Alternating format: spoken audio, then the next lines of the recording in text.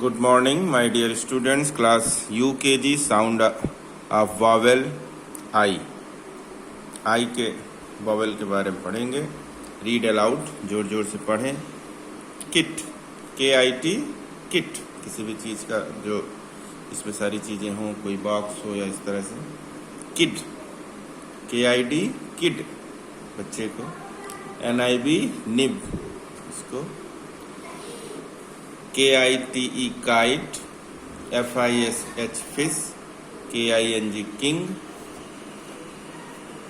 LION, lion, RING, ring, ring means अंगूठी, SHIP, ship, पानी में जो चलती जाए.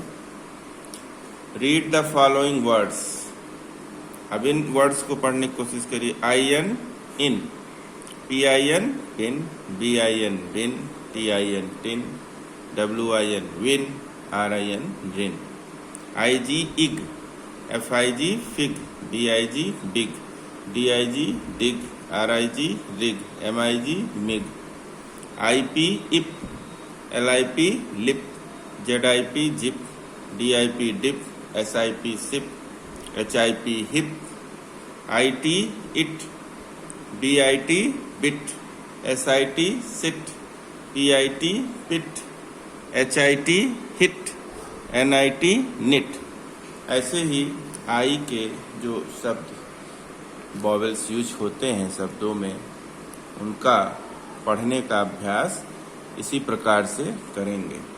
Thank you.